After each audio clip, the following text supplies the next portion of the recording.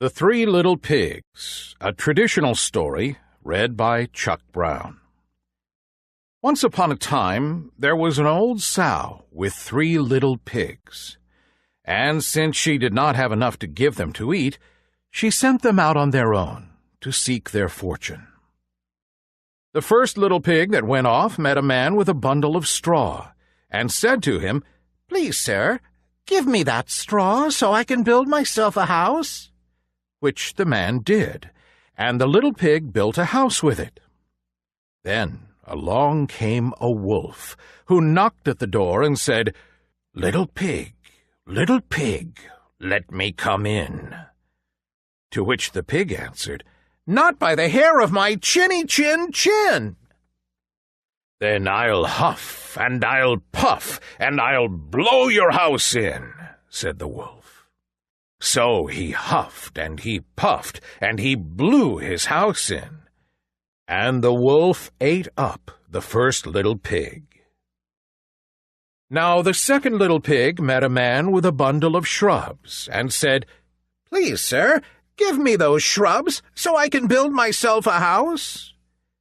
Which the man did, and the pig built his house. Then along came that same wolf, and he said, little pig, let me come in." "Not by the hair of my chinny chin chin." "Then I'll puff, and I'll huff, and I'll blow your house in." So he huffed, and he puffed, and he puffed, and he huffed, and at last he blew the house down, and ate up the second little pig. Now the third little pig met a man with a load of bricks, and said, "Please, sir, give me those bricks to build a house with." So the man gave him the bricks, and he built his house with them. So the wolf came, as he did to the other little pigs, and said, little pig, let me come in."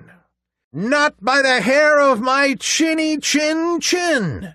"Then I'll huff, and I'll puff, and I'll blow your house in." Well, he huffed, and he puffed, and he huffed, and he puffed, and he puffed, and he huffed, but he could not get the house to fall down. When he found that he could not, with all his huffing and puffing, blow the house down, he said, little pig, I know where there is a nice field of turnips." "Where?" said the little pig. "Oh, in Mr. Smith's home field. And if you'll be ready tomorrow morning, I will call for you, and we will go together and get some for dinner." "Very well," said the little pig. "I will be ready. What time do you mean to go?"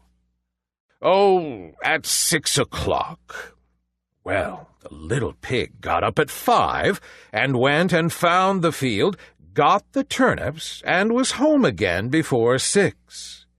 When the wolf came, he said, little pig, are you ready?"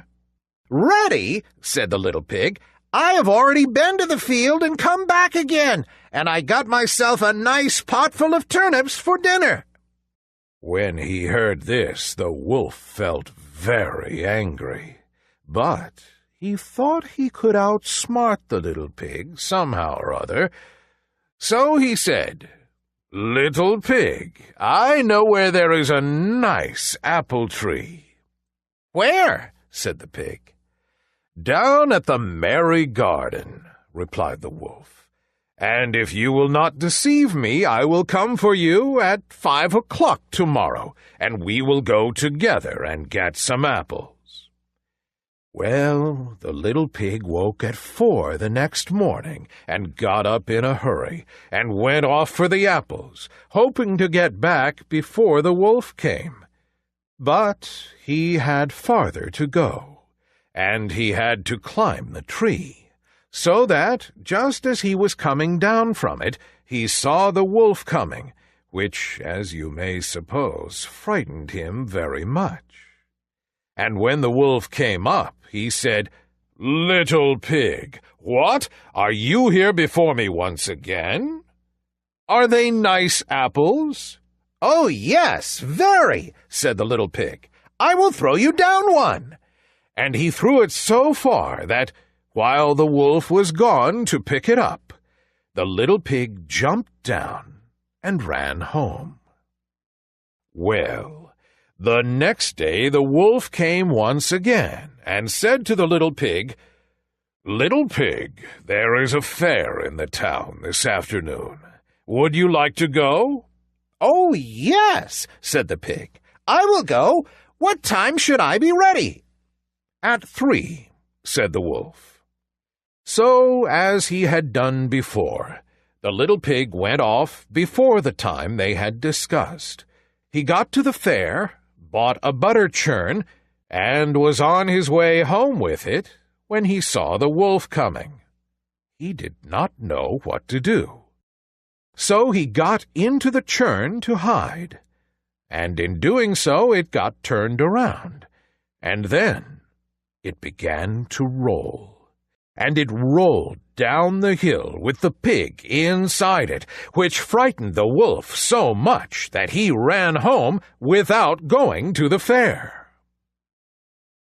After a while, the wolf went to the little pig's house and told him all about how frightened he had been by a great round thing which came down the hill past him. Then the little pig said, "Ha ha! I frightened you, did I? I had been to the fair and bought a butter churn, and when I saw you I got into it and rolled down the hill."